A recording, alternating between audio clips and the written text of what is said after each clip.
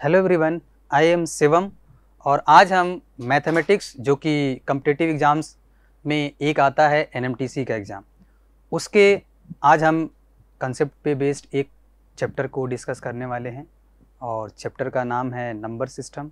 जैसा कि आप स्क्रीन पे देख पा रहे हैं नंबर सिस्टम, और ये एनएमटीसी जो एग्ज़ाम है जो हम चैप्टर डिस्कस करने वाले हैं वो है सब जूनियर डिवीज़न यानी कि class 7th 8th NMTC paper. ठीक है, उस पे बेस्ड जो क्वेश्चन बनते हैं, नंबर सिस्टम चैप्टर से बेस्ड जो क्वेश्चन बनते हैं इस एग्ज़ाम में क्लास 7th 8th यानी सब जूनियर डिवीज़न में, उससे रिलेटेड ये टॉपिक नंबर सिस्टम है और उससे रिलेटेड हम सारे क्वेश्चंस जो भी देखेंगे सारे क्वेश्चन उसी से रिलेटेड हैं और हर क्वेश्चन के साथ उस क्वेश्चन से रिलेटेड कंसेप्ट भी हम डिस्कस करने वाले हैं हर क्वेश्चन में। ठीक है, तो चलिए स्टार्ट करते हैं। क्वेश्चन नंबर 1 आप यदि देखें तो क्वेश्चन नंबर 1 जो है लिखा है the sum of two numbers is 1 to 15। आगे लिखा है and their GCD is 81। Then पूछा है how many pairs of such number are possible.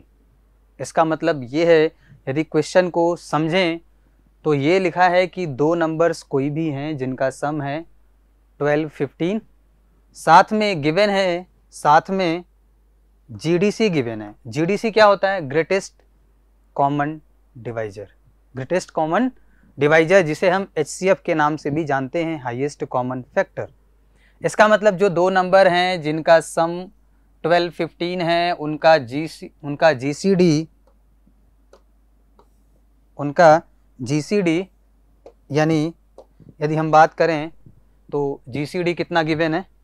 GCD है 81। जीसीडी है 81 यानी कि उनका जो एचसीएफ है वो 81 है और उन दोनों नंबर का जो सम है वो 12 15 है।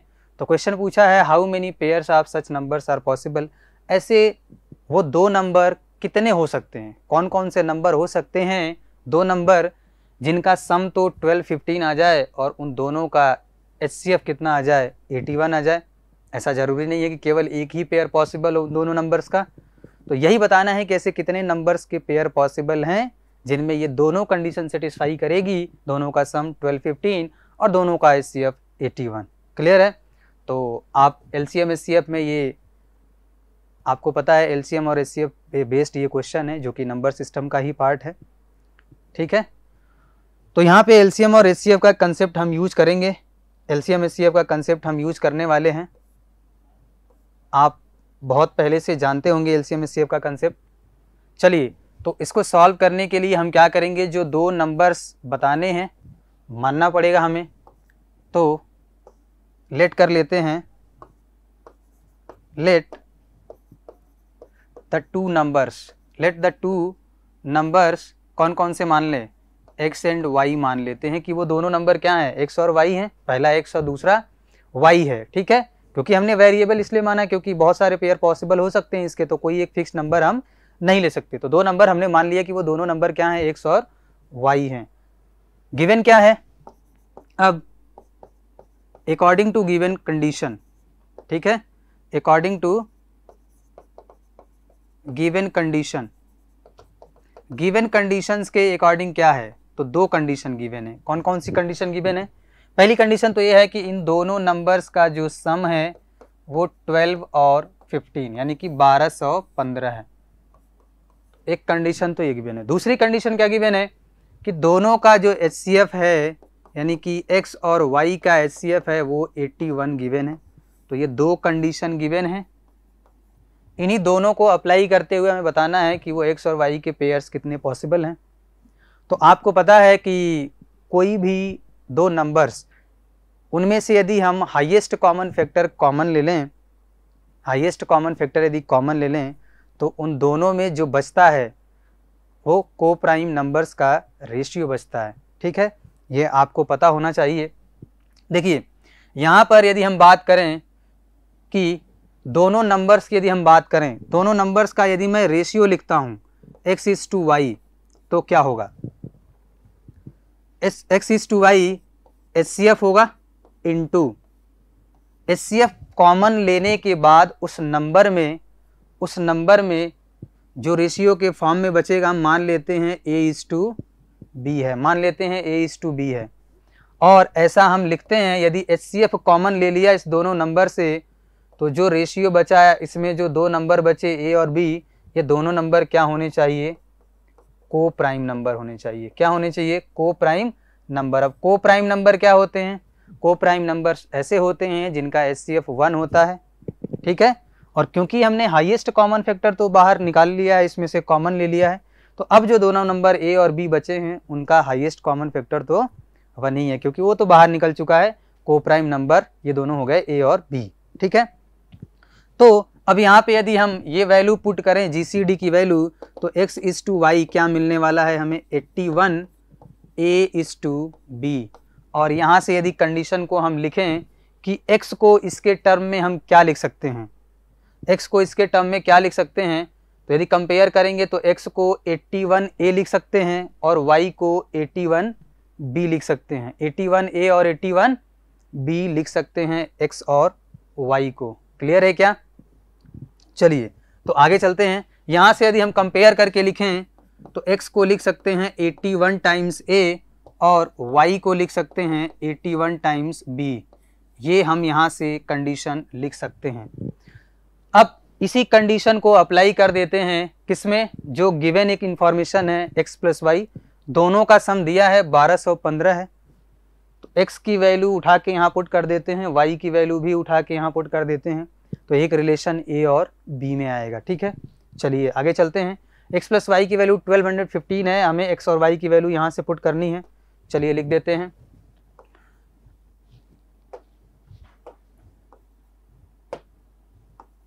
x प्लस वाई की वैल्यू 1215 आई थी और x की वैल्यू कितना लिखना है, 81A प्लस 81B, कितना हो जाएगा 1215। 81 यदि कॉमन लें तो यहाँ बचेगा A plus B is equal to 12 और 15। 81 से यदि हम डिवाइड करें ले जा कर के 1215 डिवाइडेड बाई 81 तो कैंसिल होके ये बनेगा 15। इसका मतलब ये है कि यहाँ से A प्लस B की वैल्यू आ गई 15, ठीक है। तो x प्लस वाई से चले थे A प्लस B में हमने एक रिलेशन फाइंड आउट कर लिया, A प्लस B की वैल्यू कितनी 15। इसका मतलब ये हुआ कि A plus B is equal to 15 के जितने पेयर पॉसिबल होंगे उतने ही पेयर x और y के पॉसिबल होंगे। क्यों? क्योंकि x और y को ही हमने A B के टर्म में लिखा था 81 कॉमन लेने के बाद। इसका मतलब अब हमें चेक करना, क्या करना है यहाँ पे A और B के पॉसिबल पेयर्स चेक करने हैं जिसमें A प्लस B दोनों मिलाकर कितने हो जाएं, 15 हो जाएं। और साथ में सबसे ज़रूरी कंडीशन ये थी कि A और B दोनों क्या थे, तो दोनों को प्राइम नंबर थे। दोनों क्या थे, को प्राइम नंबर्स थे। दोनों क्या थे, को प्राइम नंबर्स थे। दोनों को प्राइम नंबर्स थे, ये कंडीशन अप्लाई है यहाँ पे। चलिए पॉसिबल पेयर्स बनाते हैं हम। मान लीजिए 1 प्लस 14 बना दें तो क्या ये 15 बनेगा, बिल्कुल बनेगा। दूसरा 2 प्लस 13, 3 प्लस 12 सब 15 बनेंगे। उसके बाद 4 प्लस 11, 5 प्लस 6, और भी कोई बनेगा क्या, 6 प्लस 9, गड़बड़ हो गया ये 5 प्लस 6 नहीं होगा क्योंकि हमें कितना सम बनाना है, 15 बनाना है। तो 5 प्लस 10, 6 प्लस 9, 7 प्लस 8 और 8 प्लस 7 तो लिख ही दिए हैं। अब तो सारे पेयर वही बनेंगे ना सारे पेयर। 8 प्लस 7 तो हमने ले ही लिया है। चलिए साथ में हमें क्या ध्यान देना है, साथ में हमें ये ध्यान देना है कि दोनों क्या होने चाहिए, को प्राइम नंबर। दोनों को प्राइम नंबर होने चाहिए। अच्छा 1 और 14 दोनों को प्राइम नंबर हैं, बिल्कुल हैं। इनका HCF कितना है, 1 है, तो दोनों को प्राइम नंबर हैं, ये तो चलेगा। 2 और 13 दोनों को प्राइम नंबर हैं। 3 और 12 को प्राइम है क्या, नहीं है। 3, 1 और 4 के रेशियो में बच जाएंगे। इनका HCF कितना आ रहा है, 3। इसका मतलब ये दोनों तो को प्राइम नहीं है, तो ये पेयर तो पॉसिबल ही नहीं है, ये पेयर पॉसिबल नहीं है। 4, 11 को प्राइम नंबर, 5, 10 को प्राइम नंबर नहीं है क्योंकि इनका HCF कितना है 5। सिमिलरली 6 और 9 भी को प्राइम नंबर नहीं है, 7 और 8 को प्राइम नंबर हैं। तो कितने हो गए, एक तो ये, दूसरा ये, तीसरा पेयर ये और चौथा पेयर ये। केवल 4 पेयर पॉसिबल हैं जिसमें a प्लस बी का सम कितना बन जाएगा, 15 बन जाएगा। क्यों? क्योंकि a और b दोनों को प्राइम नंबर होने चाहिए। ठीक है, तो a प्लस बी के इक्वल टू 15 के 4 पेयर पॉसिबल हैं according to this condition, a and b must be coprime number. तो a और b के 4 यदि पेयर पॉसिबल हैं, इसका मतलब x और y के भी कितने पेयर पॉसिबल होंगे, केवल 4 पेयर ही पॉसिबल होंगे। और x और y क्या था, वही दोनों नंबर्स थे। यानी ऐसे 4 ही पेयर्स हैं नंबर्स के जिनमें एक कंडीशन सेटिस्फाई करेगी कि दोनों का सम 1215 हो जाए और दोनों का एचसीएफ कितना हो जाए, 81। तो इसका आंसर क्या होगा, ऑप्शन नंबर बी करेक्ट हो जाएगा। तो यहाँ पे हमने को प्राइम का कंसेप्ट भी देखा, एचसीएफ एलसीएम का कंसेप्ट भी देखा। ठीक है, चलिए चलते हैं नेक्स्ट क्वेश्चन की तरफ। Question number 2, look at the addition on the left here A B C are different digits. A B C तीनों क्या है, डिफरेंट डिजिट्स हैं। If C is placed in the unit column, अच्छा यहाँ पे लिखा है कि ये तीनों डिफरेंट डिजिट हैं, यदि सी को यूनिट प्लेस के कॉलम पे रखते हैं तो टोटल 45 मिलता है। आगे बोला है if C is placed in the tens column, यदि सी को टेंस वाले कॉलम में नीचे प्लेस करते हैं तब सम करते हैं तो 99 मिलता है। तो बताइए ए की वैल्यू क्या है, ए की वैल्यू क्या है। ये पजल बेस्ड क्वेश्चन है, इसमें हम कंपेयर कर करके चेक करेंगे, कंपेरिजन से ही इसको हम चेक कर सकते हैं। अच्छा, जो 2 कंडीशन गिवन है उसमें आइए ध्यान देते हैं। पहला तो इन्होंने ये बोला है, कि यहाँ b अकेले है यूनिट प्लेस पे, इसका मतलब यदि सम 99 आया है, इसका मतलब b की वैल्यू कितनी होनी चाहिए, 9, तभी यहाँ 9 आएगा क्योंकि इसमें जोड़ा तो कुछ भी नहीं है। अच्छा, b यदि 9 हो गया तो यहाँ भी b है, यहाँ भी b क्या होगा, 9 ही होगा क्योंकि डिजिट तो सेम होंगे। b यहाँ 9 हो गया तो यहाँ भी 9 होगा। अच्छा, 9 में c ऐड करने से 5 मिला, तो 9 में तो कोई नंबर ऐड नहीं करेंगे, मतलब कर ही नहीं सकते जिसका सम 5 बन जाए।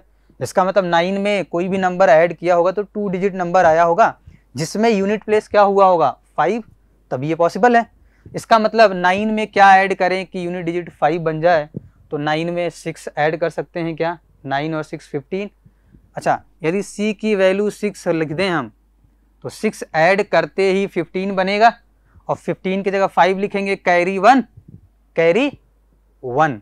अच्छा, कैरी 1 होगा और आपको पता है कैरी 1 होगा और ये 4 कैसे आ सकता है, जब a की वैल्यू कितनी हो जाए, a की वैल्यू 3 हो जाए तभी 3 + 1 4 आएगा। या फिर c की वैल्यू यहाँ से यदि 6 रख दिया हमने तो यहाँ भी c की वैल्यू 6 रखेंगे और 6 में क्या ऐड करें कि 9 आ जाए, तो 3 ऐड करें। तो a की वैल्यू 3 यहाँ से भी आ रही है, यहाँ से भी आ रही है, कहीं से भी फाइंड आउट कर सकते हैं। और a की वैल्यू ही पूछा है तो a की वैल्यू क्या है, a की वैल्यू 3, ऑप्शन नंबर बी जो है वो करेक्ट हो जाएगा। ठीक है, तो पजल को हम ऐसे जब भी इस फॉर्मेट में गिवन होगा सम या फिर प्रोडक्ट के फॉर्मेट में, तो हम कंपेयर करके ही यूनिट डिजिट से कर सकते हैं। ठीक है, चलिए चलते हैं हम अपने नेक्स्ट क्वेश्चन की तरफ। Question number 3, if p by Q is equal to 1 + 5/1 + 4/3, और ये ऐसे नीचे की तरफ फ्रैक्शन बढ़ता हुआ चला गया है और आपको बताना है जहाँ पे p और q में नो कॉमन फैक्टर है, मतलब ये बिल्कुल को प्राइम नंबर हैं, p और q बिल्कुल को प्राइम नंबर हैं। ठीक है, चलिए आगे पूछा है इसमें कि आपको बताना है p + q कितना होगा, p + q कितना होने वाला है। इसका मतलब पहले तो p बाई क्यू निकालना पड़ेगा तभी हम दोनों को ऐड करके देख सकते हैं। और p बाई क्यू क्या है, ये एक बड़ा सा यहाँ पे फ्रैक्शन के फॉर्मेट में लिखा हुआ है। और ऐसे जब भी क्वेश्चन बनते हैं तो हम इनको नीचे से ऊपर की तरफ सॉल्व करते हुए जाते हैं, बॉटम से सॉल्व करते हुए टॉप की तरफ जाते हैं। क्यों? तो सबसे पहले हम इसको सिंप्लीफाई कर सकते हैं, क्या है 1 + 1/2 कितना आ गया 3/2। इसका मतलब इसके जगह पे क्या लिख सकते हैं 3/2। अगेन ये 3/2 किसके नीचे लिखा है, तो 3 के नीचे लिखा है 3/2। ये कितना हो जाएगा 3 × 2 / 3, यानी कि इससे कैंसिल होकर क्या बनेगा 2 बनेगा। और ये 2 किसके जगह है, इस पूरे के जगह पे क्या आ गया 2 आ गया क्या। इस 2 को यहाँ रखेंगे, 1 प्लस है, इसका मतलब पूरा यहाँ से यहाँ तक कितनी वैल्यू आ गई 1 + 2 यानी कि 3। ठीक है, और 3 किसके डिनोमिनेटर में है 4 के डिनोमिनेटर में है, यानी कि 4/3 और साथ में प्लस क्या है 1। अब इसको कैलकुलेट करेंगे, ये कितना हो जाएगा, इसको जब जोड़ेंगे तो 3 + 4 7 डिवाइडेड बाई 3 ये आ गया। और ये 1 प्लस यानी कि यहाँ तक की वैल्यू कितनी आ गई, तो यहाँ से नीचे की वैल्यू पूरी आ गई 7/3 वैल्यू आ गई 7/3 आ गई वैल्यू 7/3 यहाँ पे। तो यहाँ नोट कर देंगे 7/3। 7/3 किसके डिनोमिनेटर में है, तो 5 के डिनोमिनेटर में है 7/3। तो 5 के डिनोमिनेटर में हम क्या लिखेंगे 7/3। चलिए 5 के डिनोमिनेटर में यदि मैं लिख दूं 7/3 तो ये ऊपर जाएगा 5 × 3 डिवाइडेड बाई 7 यानी कि हो गया 15/7। इसका मतलब यहाँ से यहाँ तक ये कितना हो गया पूरा 15/7। लेकिन 15/7 में प्लस क्या है 1, तो जैसे ही इसमें +1 करेंगे तो आंसर कितना मिलेगा 15 + 7 डिवाइडेड बाई 7 यानी कि 22 डिवाइडेड बाई 7 मिलेगा। और 22 डिवाइडेड बाई 7 क्या है, तो 22 डिवाइडेड बाई 7 ही क्या है P/Q की वैल्यू है 22 डिवाइडेड बाई 7। और P + Q की यदि हम बात करें तो 22 + 7 और 22 + 7 की वैल्यू कितनी होगी, तो 22 + 7 की वैल्यू हो जाएगी 29। क्लियर है। तो इसका आंसर क्या होने वाला है ऑप्शन नंबर सी। तो जब भी इस फॉर्मेट में गिवन हो और आपको कैलकुलेट करना है, सिंप्लीफाई करना है, तो बॉटम से सॉल्व करते हुए, बॉटम से सिंप्लीफाई करते हुए हम टॉप की तरफ पहुंचते हैं और हम अपने आंसर तक आसानी से पहुंच जाएंगे। क्लियर है। चलिए आगे चलते हैं। नेक्स्ट क्वेश्चन है a fraction f become 1/2 when it's denominator is increased by 4। मतलब कोई एक फ्रैक्शन है वो 1/2 बन जाता है कब, जब उसके डिनोमिनेटर को इंक्रीज कर देते हैं 4 से। एंड ये सेंड नहीं है, मिस्टेक हो गई है यहाँ पे, ये एंड है। एंड बिकम 1/3 वही फ्रैक्शन f अब 1/3 बन जाता है कब, when it's numerator is decreased by 5।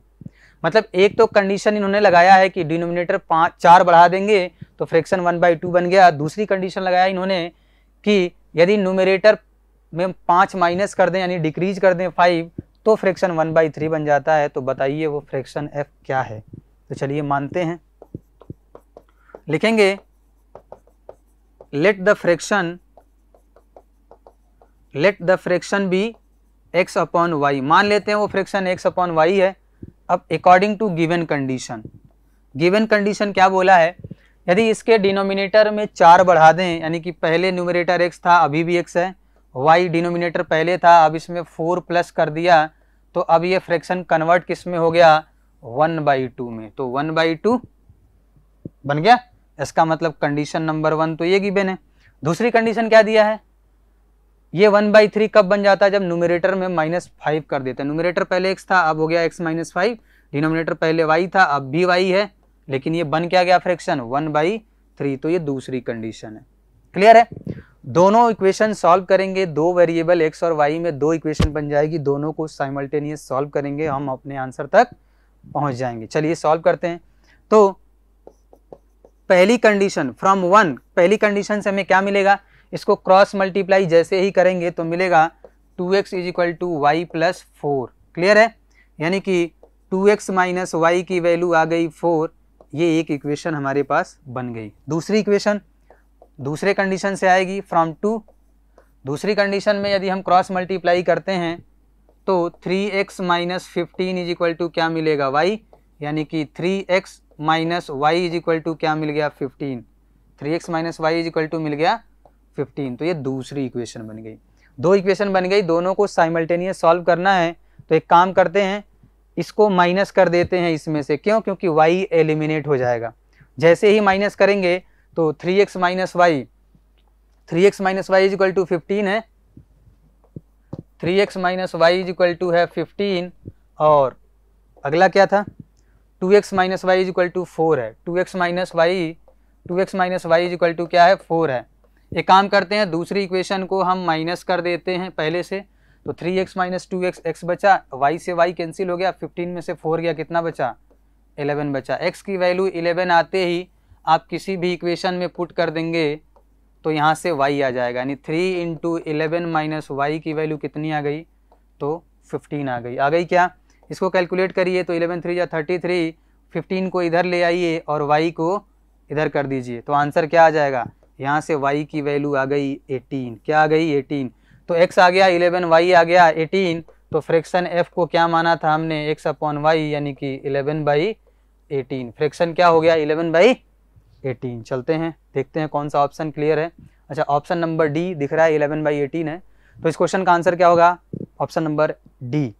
तो ये लैंग्वेज बेस्ड क्वेश्चन था, मतलब वर्ड प्रॉब्लम जिसे हम बोलते हैं, linear equation in 2 variable, 2 variable में हमने एक पहली कंडीशन से एक लीनियर इक्वेशन बनाई और दूसरी कंडीशन से दूसरी लीनियर इक्वेशन, दोनों को साइमल्टेनियस सॉल्व कर लिया हमने, x और y की वैल्यू आ गई और फ्रैक्शन जैसा कि हमने माना था x अपॉन वाई, तो आ गया 11/18। क्लियर है, चलिए आगे चलते हैं। Question number 5, question number 5, the greatest 2 digit number that will divided 398, 436 and 542 leaving respectively 7, 11 and 15 as remainders is। मतलब ये है कि वो ग्रेटेस्ट 2 डिजिट नंबर कौन सा है, ग्रेटेस्ट 2 डिजिट नंबर कौन सा है जो 398 को डिवाइड किया तो रिमाइंडर 7 मिला, 436 को डिवाइड किया तो रिमाइंडर 11 मिला और 542 को डिवाइड किया तो रिमाइंडर 15 मिला। तो वो कौन सा नंबर था जो डिवाइड कर रहा था, ग्रेटेस्ट नंबर। ये भी HCF LCM based question, HCF की बात कर रहा है यहाँ पे पूरी तरह से। चलिए तो मान लेते हैं let the greatest number, clear है, let the greatest number be n, मान लेते हैं वो बड़ा नंबर जो 2 डिजिट का है वो n है। तो according to given condition, given condition की यदि हम बात करें तो गिवन कंडीशन क्या है, जब ये नंबर 398 को डिवाइड किया तो रिमाइंडर में क्या दिया, रिमाइंडर में आया 7। क्लियर है, यही नंबर n जब डिवाइड किया 436 को तो रिमाइंडर में क्या दिया, रिमाइंडर में 11 दिया, और यही नंबर जब डिवाइड किया 536 को तो रिमाइंडर में क्या दिया, तो रिमाइंडर में मिला 15। तो वो n क्या था, n क्या है जो डिवाइड कर रहा है तो रिमाइंडर दे रहा है। अच्छा, यदि रिमाइंडर दे रहा है तो जो रिमाइंडर है, यदि मैं उस रिमाइंडर को ही इस नंबर में से माइनस कर दूं तो क्या अब n डिवाइड करेगा तो कोई रिमाइंडर देगा क्या, नहीं देगा, मतलब n अब कंप्लीटली डिवाइड करेगा। इसका मतलब ये है कि यदि 398 में -7 कर दें तो 391 आया, और इस 391 में यदि n डिवाइड करे तो रिमाइंडर 0 मिलेगा। क्यों, क्योंकि रिमाइंडर जो मिल रहा था उसको तो मैंने माइनस कर दिया।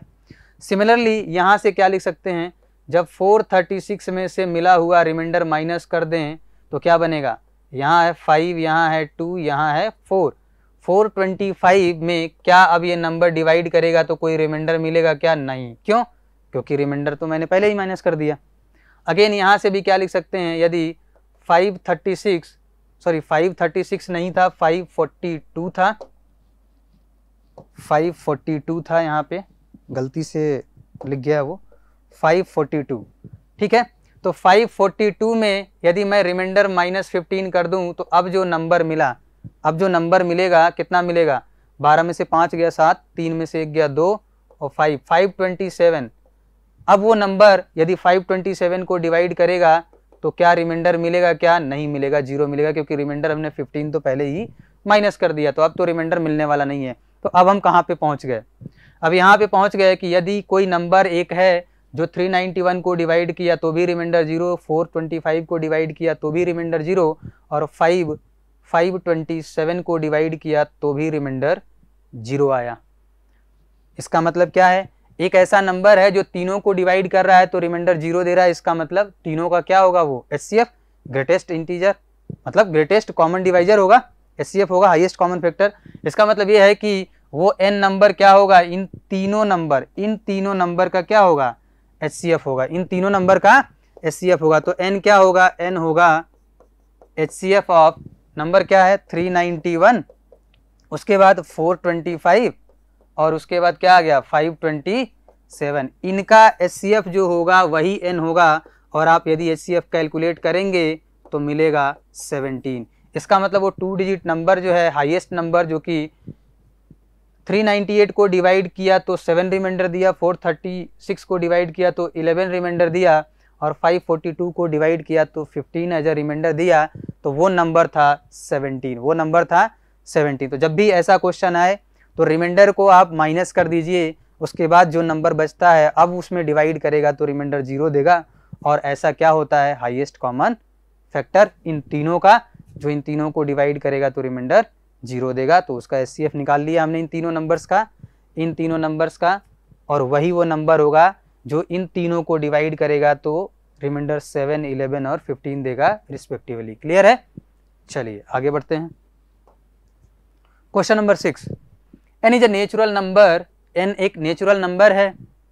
The square root of the sum of the square of n, square root of sum of square of n and 19 is equal to the next natural number. अच्छा, तो बताना है कि n की वैल्यू क्या है।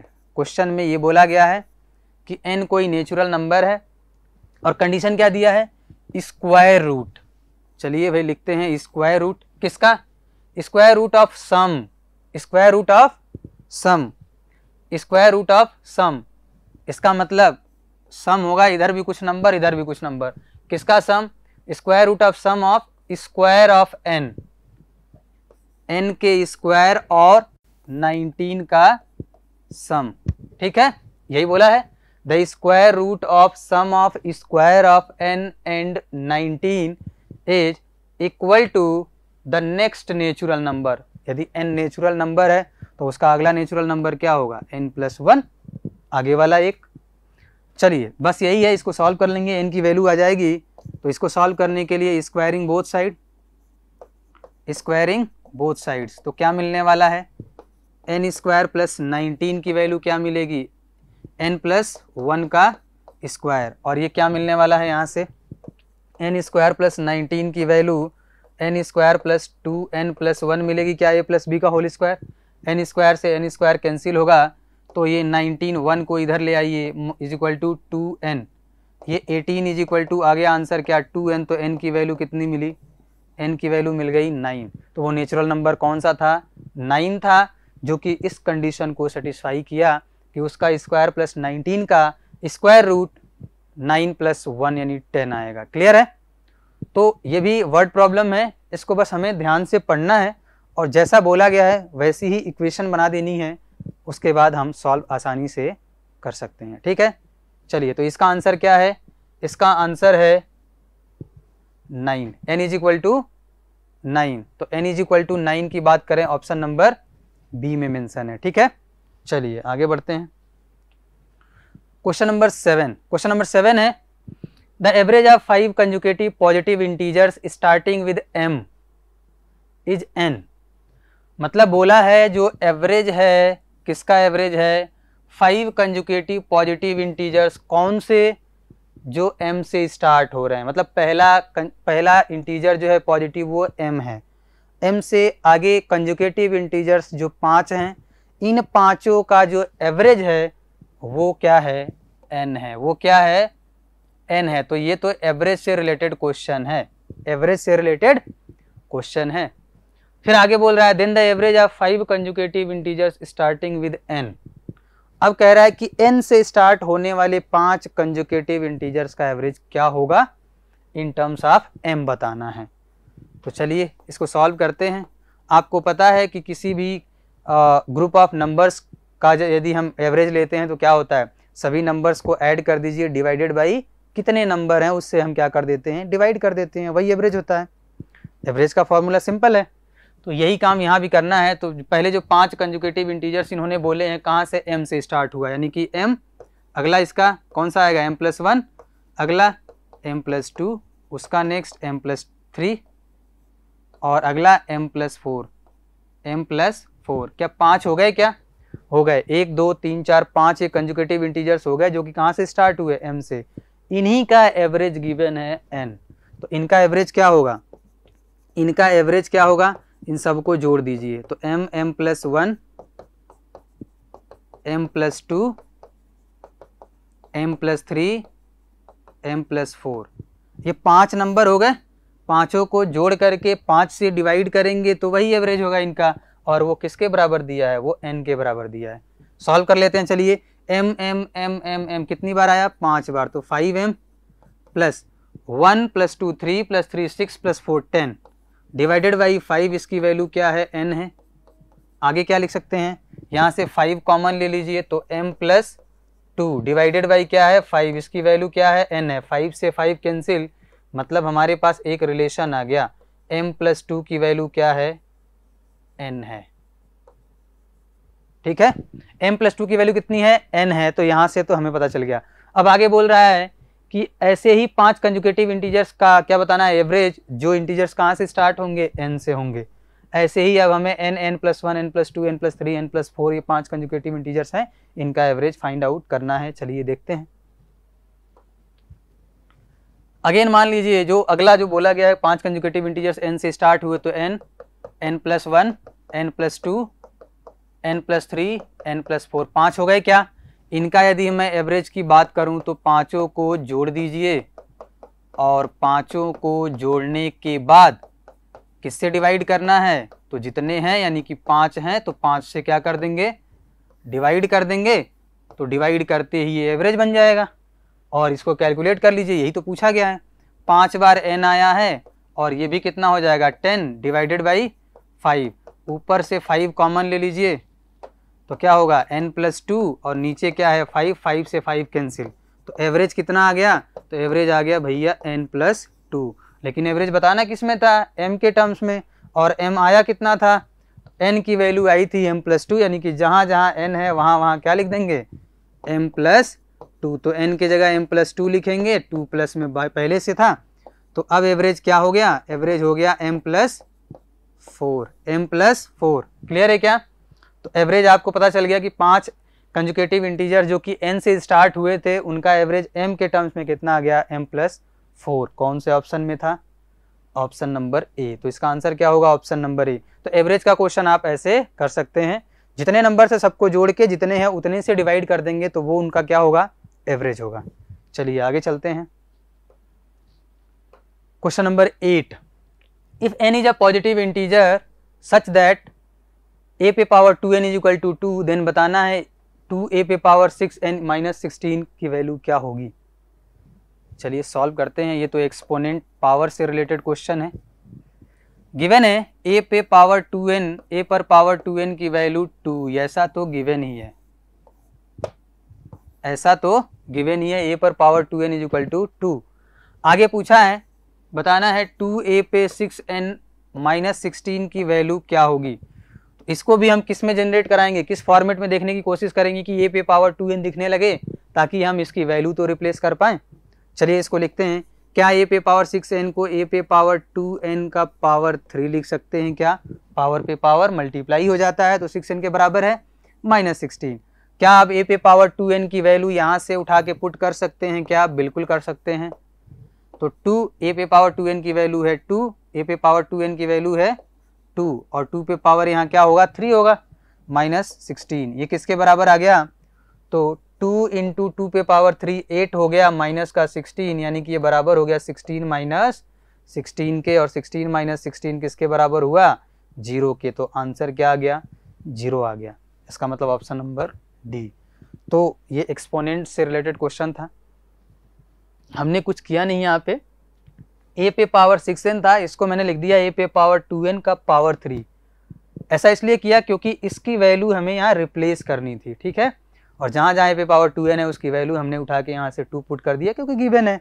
तो 2 पे पावर क्यूब हो गया, 8 इंटू 2 16, और 16 माइनस 16 पहले से है, तो आंसर क्या मिल गया, 0 मिल गया। चलिए चलते हैं नेक्स्ट क्वेश्चन पे। Question number 9, the number of 3 digit numbers, 3 digit numbers कितने हैं ये पूछा है। The number of 3 digit numbers of the form AB5, ये तीनों डिजिट हैं उस 3 डिजिट नंबर के। AB5 इस फॉर्म में ऐसे कितने 3 डिजिट नंबर्स हैं विच आर डिविजिबल बाई 9। अच्छा, डिविजिबिलिटी का क्वेश्चन है, डिविजिबिलिटी से रिलेटेड क्वेश्चन है। आपको पता है 2 की डिविजिबिलिटी, बिल्कुल पता होगा कि इवन नंबर्स हैं 2 से डिविजिबल, लास्ट में 2 4 6 8 0 ये सब आ जाए। 3 की डिविजिबिलिटी आपको पता है, सम ऑफ डिजिट्स यदि 3 से डिवाइड हो रहा है मतलब वो पूरा नंबर 3 से डिविजिबल है। ठीक है, वैसे ही 5 की पता है कि लास्ट में 0 या 5 का मतलब 0 या 5 दिखे तो 5 से डिविजिबल है, 4 से लास्ट का 2 डिजिट 4 से डिवाइड। ठीक है, ऐसे ही 6 के डिविजिबिलिटी में क्या आता है, जो 2 और 3 दोनों से डिवाइड हो जाए वो नंबर 6 से डिवाइड हो जाएगा ऑटोमेटिक। ठीक है, वैसे ही आपको पता है 9 की डिविजिबिलिटी क्या है, सम ऑफ डिजिट्स किससे डिवाइड हो जाए, 9 से डिवाइड हो जाए, ये डिविजिबिलिटी रूल है। ठीक है, इसका मतलब ये है कि वो 3 डिजिट नंबर जो ए बी 5 के टर्म्स में है वो 9 से डिविजिबल होगा, और यदि 9 से डिविजिबल होगा तो कंडीशन हमने बता दिया कि तीनों डिजिट यदि 3 डिजिट नंबर है या कोई भी कितने भी डिजिट का नंबर हो, सभी डिजिट्स का सम यदि 9 से डिविजिबल है तो वो पूरा नंबर 9 से डिविजिबल है। और यहाँ 3 डिजिट नंबर है जिसका डिजिट है ए बी और 5, इसका मतलब इन तीनों का सम भी किससे डिविजिबल होगा, 9 से डिविजिबल होगा। और 9 से डिविजिबल का क्या मतलब है, 9 का मल्टीपल हो। ठीक है, 9 का क्या हो, मल्टीपल हो। तो क्या a प्लस बी प्लस 5 9 हो सकता है, बिल्कुल हो सकता है, तब 9 से डिविजिबल हो जाएगा। क्या कुछ और पॉसिबिलिटी बन सकती है क्या, बिल्कुल बन सकती है। a प्लस बी प्लस 5 यदि 9 का मल्टीपल 18 हो जाए तब भी डिवाइड हो जाए, तब भी डिविजिबल हो जाएगा। और पॉसिबिलिटी बन सकती है क्या, पॉसिबिलिटी तो बहुत सारी बन सकती हैं, लेकिन देखते हैं कि कौन कौन सी पॉसिबिलिटी ट्रू होती हैं। यदि 27 हो जाए तो भी ये डिविजिबल हो जाएगा, बिल्कुल होगा। आगे 9 का मल्टीपल कुछ भी बढ़ा सकते हैं, लेकिन क्या सभी कंडीशन सेटिस्फाई करेंगी क्या, चेक करते हैं। क्योंकि a और b तो डिजिट ही हैं, डिजिट हैं तो 0 से लेकर के 9 तक, और a तो 0 वैसे भी नहीं होगा, क्यों, क्योंकि यदि a ही 0 रख दिए तो ये 3 डिजिट नंबर रहा ही नहीं, ये तो 2 डिजिट नंबर बन जाएगा। हाँ, लेकिन b 0 हो सकता है। ठीक है, चलिए, तो क्या यहाँ से यदि हम देखें तो a प्लस बी की वैल्यू कितनी आ जाएगी, 5 उधर माइनस करेंगे तो 22। क्या कभी a और b 2 डिजिट का नंबर 22 हो सकता है क्या, नहीं हो सकता। a हाईएस्ट 9 हो सकता है, b भी हाईएस्ट 9 हो सकता है, तो 9 + 9 18 ही हो सकता है। इसका मतलब ये पॉसिबिलिटी तो काम की हमारे नहीं है, ये पॉसिबिलिटी तो हमारे काम की नहीं है। ठीक है, ये पॉसिबिलिटी तो हमारे काम की है नहीं, कौन सी, लास्ट वाली, ये पॉसिबिलिटी हमारे काम की नहीं है। अब बात करते हैं इन दो पॉसिबिलिटी पे, जब यही नहीं है तो आगे वाली कोई पॉसिबिलिटी काम नहीं आएगी। यहाँ से क्या मिला, a प्लस बी की वैल्यू किसके बराबर मिलेगी, 5 ले जाकर उधर माइनस करेंगे तो 18 - 5 कितना होगा, 13। a प्लस बी किसके बराबर हो जाएगा, 13 के। क्लियर है, अब ये पॉसिबिलिटी काम आएगी, a प्लस बी दो ऐसे नंबर जिनका सम कितना हो जाए, 13 हो जाए। और एक पॉसिबिलिटी ये काम आएगी, a प्लस बी की वैल्यू कितनी हो जाए, 5 उधर माइनस होगा तो 4। ये दो पॉसिबिलिटी काम आ सकती है। चलिए पेयर बनाते हैं। a की वैल्यू क्या 0 हो सकता है क्या, कभी 0 हो जाएगा तो ये तो 2 डिजिट नंबर बन जाएगा, तो a तो 0 नहीं हो सकता, यानी 1 + 3 हो सकता है 4, आगे 2 + 2 हो सकता है 4, आगे 3 + 1 हो सकता है 4, आगे 4 + 0 हो सकता है, क्यों, a 4 हो सकता है, b तो 0 हो सकता है, b में तो कोई कंडीशन नहीं है। ठीक है, तो 4 नंबर तो ये पॉसिबल है, 4 पॉसिबिलिटी तो हमारे पास ये है जो कि a प्लस बी को 4 बना सकती है प्लस करने पे। अच्छा, यहाँ पर बात करते हैं, यहाँ पर बात करते हैं, देखते हैं कितनी पॉसिबिलिटी यहाँ बन रही हैं। क्या a को 0 ले सकते हैं क्या, नहीं ले सकते। a को यदि आपने 1 ले लिया तो b को कितना मानना पड़ेगा, 12, b 12 हो ही नहीं सकता, अरे डिजिट तो 9 ही है। वैसे ही यदि a को 2 ले लिया तो b को 10 लेना पड़े, सॉरी 11 लेना पड़ेगा, ये भी पॉसिबल नहीं है, 11 कहाँ से हो जाएगा। a को यदि 3 ले लिए तो b को कितना लेना पड़ेगा, 10, पॉसिबल तो ये भी नहीं है, तो ये तो गया। a की वैल्यू क्या लेना पड़ेगा, यदि 4 लेते हैं तो b की वैल्यू 9 लेना पड़ेगा, तभी 13 बनेगा, ये तो पॉसिबल है। a की वैल्यू 5 लेते हैं तो b 8 लेना पड़ेगा, ये भी पॉसिबल है। a की वैल्यू 6 लेते हैं तो b कितना लेना पड़ेगा, 7, ये भी पॉसिबल है। a की वैल्यू यदि 7 लेते हैं तो b 6 लेना पड़ेगा, ये भी पॉसिबल है ना। और यदि a की वैल्यू 8 लेते हैं तो b की वैल्यू कितनी लेनी पड़ेगी, 5, पॉसिबल तो ये भी है। यहाँ a 5 था, b 8 था, यहाँ b 5 है और a 8 है, तो बिल्कुल ये भी पॉसिबिलिटी है। यदि a की वैल्यू 9 ले लें तो b की वैल्यू 4, पॉसिबिलिटी तो ये भी है, 9 से ऊपर तो जा नहीं सकते। तो यहाँ कितने नंबर पॉसिबल हैं, 1 2 3 4 5 6, 6 तो पॉसिबिलिटी यहाँ है, 4 पॉसिबिलिटी यहाँ है। टोटल 3 डिजिट नंबर ऐसे कितने पॉसिबल हो सकते हैं, 6 + 4 10, तो टोटल 10 ऐसे नंबर 3 डिजिट के पॉसिबल हैं जो कि इस फॉर्मेट में होते हुए 9 से क्या होंगे, डिविजिबल होंगे। क्लियर है क्या, तो डिविजिबिलिटी का कंसेप्ट आपने सीख लिया होगा। क्वेश्चन ऐसे हम अटेम्प्ट करते हैं। चलिए आगे बढ़ते हैं। Question number 10, the number of natural numbers, ऐसे नेचुरल नंबर्स n को बताना है। कंडीशन है n हमेशा 2019 के बराबर या उससे छोटा हो सकता है। सच दैट ये वैल्यू जो है वो क्या है, एक इंटीजर। क्या है, एक इंटीजर, मतलब ये इंटीजर होना चाहिए। साथ में कंडीशन ये है, तो कैसे फाइंड आउट करेंगे उसको देखते हैं। क्यूब रूट है 48n है और यहाँ पे गिवन है कि n की वैल्यू 2019 या उससे छोटी हो सकती है, उससे बड़ी नहीं हो सकती है। साथ में इसको इंटीजर होना जरूरी है, ये बोला गया है। मतलब ये है कि ये इंटीजर तभी होगा, कब होगा, ये क्यूब रूट ऑफ 48n है और ये इंटीजर तो तभी होगा जब अंदर इसके जो भी लिखा है वो क्या होगा, परफेक्ट क्यूब होगा। तभी क्यूब रूट हटेगा, तभी इंटीजर मिलेगा। क्लियर है? इसको हम लिख क्या सकते हैं, एक बार थोड़ा सिंप्लीफाई करते हैं। 48 को 2 इंटू 2 इंटू 2 इंटू 2 इंटू 3 लिख सकते हैं क्या? बिल्कुल लिख सकते हैं। और n तो मल्टीप्लाई में है ही। क्यूब रूट है 3 का पेयर, तो एक तो बाहर आ जाएगा 2, अंदर क्या बचेगा, cube root of 2 into n into 2 into 3 into n, यही होगा क्या? इसको क्या बनना है, इंटीजर बनना है। अब बात आ गई है यहाँ पर, ये इंटीजर कब कब बन सकता है? परफेक्ट क्यूब हो तभी बन सकता है क्योंकि क्यूब रूट लगा हुआ है। परफेक्ट क्यूब होने का क्या मतलब है कि अंदर जो भी लिखा है, जो भी फैक्टर्स लिखे हैं वो 3-3 के पेयर में होना जरूरी है। तो n की वैल्यू क्या क्या हो सकती है? अच्छा, इसको परफेक्ट क्यूब बनाने के लिए हमें जरूरत किसकी है? 2 एक बार आया है तो 2 बार और चाहिए मल्टीप्लाई में। इसका मतलब यदि हम बात करें 2 तो बाहर था क्यूब रूट में, 2 इंटू 3, n की वैल्यू की यदि हम बात करें कि यहाँ क्या क्या रख सकते हैं, इसको परफेक्ट क्यूब बनने के लिए 2 तो 2 बार कम से कम आ जाए, साथ में 3 भी 2 बार कम से कम आ जाए, तो हो सकता है n यही लिख दें तो ये परफेक्ट क्यूब बन जाएगा। परफेक्ट क्यूब बनते ही पूरी वैल्यू इंटीजर आ जाएगी। लेकिन क्या जरूरी है कि बस इतना ही n हो? नहीं, इसका मल्टीपल भी हो सकता है। क्यों? क्योंकि इतना तो कम से कम n होना चाहिए। क्या? 2 पे पावर 2 इंटू 3 पे पावर 2, यानी कि n की वैल्यू एटलीस्ट 36 तो होनी ही चाहिए। एटलीस्ट 36 तो होनी ही चाहिए। यदि 36 नहीं हुआ तो फिर यही परफेक्ट क्यूब नहीं बनेगा और यही इंटीजर नहीं बनेगा। क्लियर है? 3 3 जा 9 4 जा 36। लेकिन कोई जरूरी थोड़ी है कि 36 ही हो। 36 के साथ कोई और भी नंबर मल्टीप्लाई में आ जाए जो खुद ही परफेक्ट क्यूब हो तो भी पूरा नंबर परफेक्ट क्यूब बन जाएगा। कैसे? यदि मान लेते हैं n की वैल्यू, इसके जगह मैं क्या लिख दूं, 2 into 3 into 2 square into 3 square into क्या 2 का क्यूब और नहीं लिख सकते? अब भी तो देखिए 2 1 ये 3 का ये पेयर बन जाएगा, 2a और 1 ये 3 का पेयर, ये भी बनेगा, ये अपने आप में 3 का पेयर है। क्लियर है? तो n ये भी तो हो सकता है। मतलब हमें ऐसी पॉसिबिलिटी बहुत सारी हो सकती हैं। ऐसे ही यदि मैं बात करूं तो 2 इंटू 3 इंटू 2 पे पावर 2 इंटू 3 पे पावर 2, ये दोनों तो इसके लिए रहेगा। इसके साथ क्या 3 पे पावर 3 नहीं लिख सकता हूं? मैं लिख सकता हूं। ऐसे तो बहुत सारे नंबर का क्यूब मैं लिख सकता हूं साथ में। नहीं, कंडीशन है, ये जो भी n है ये n की जगह ही तो लिख रहे हैं, ये पूरी वैल्यू n के जगह ही तो है।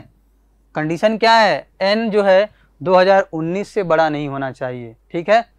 अब n तो यहाँ तो n 36 है तो भैया ये तो चल जाएगा। यहाँ n कितना है? 36 में किससे मल्टीप्लाई कर दिया? 8 से। जब 36 में आप 8 से मल्टीप्लाई करेंगे तो आंसर क्या मिलेगा? 288। n की वैल्यू कितना है? 288। तो ये भी 2019 से छोटा है तो ये भी चलेगा। यहाँ 36 में मल्टीप्लाई किससे? 27 से। और जब 27 से मल्टीप्लाई करेंगे तो आंसर मिलेगा, n की वैल्यू कितनी मिलेगी? 972। और ये भी 2019 से छोटा है जैसा कि कंडीशन गिवन है। क्या आगे भी लिख सकता हूँ क्या इसको? 3 इंटू 2 पे पावर 2 इंटू 3 पे पावर 2, तो पहले से 4 का क्यूब लिखेंगे तो, क्योंकि परफेक्ट क्यूब बनाना है।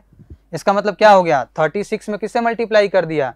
4 के क्यूब यानी 64 से। और जैसे ही 36 में 64 से मल्टीप्लाई करेंगे तो n की जो वैल्यू मिलेगी वो मिलेगी आपको 2304। क्या ये नंबर 2304 2019 से छोटा है क्या? बराबर है क्या? नहीं है, बड़ा है। तो ये तो एक्सेप्ट नहीं होगा अकॉर्डिंग टू गिवन कंडीशन। जब यही एक्सेप्ट नहीं होगा तो इसके आगे तो कुछ पॉसिबल ही नहीं है, सब बड़े नंबर मिलेंगे। इसका मतलब n की वैल्यू कितनी पॉसिबल है, 1, 2 और 3। तो n की ऐसी 3 ही वैल्यू पॉसिबल है जिसको यहाँ रखते ही ये इंटीजर बनेगा और वो सभी n 2019 के बराबर या उससे छोटे होंगे। क्लियर है? तो हमें जो भी कंडीशन गिवन है उस कंडीशन को अप्लाई करते हुए अपने आंसर तक पहुंचना है बहुत ही आसानी से।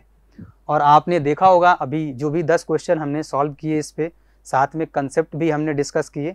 जिस क्वेश्चन को हमने डिस्कस किया वो किस कंसेप्ट से रिलेटेड है, तो वो कंसेप्ट भी आ गया और हमने क्वेश्चन भी प्रैक्टिस कर लिए। तो जितने भी क्वेश्चन हैं नंबर सिस्टम के, ये लेक्चर 1 था, लेक्चर 2 भी होगा। ठीक है, जितने लेक्चर की रिक्वायरमेंट पड़ेगी आगे लेक्चर आएंगे। ठीक है, तो नंबर सिस्टम जो चैप्टर है उसके लिए आज के लिए हम बस इतना ही रखते हैं। Thank you very much.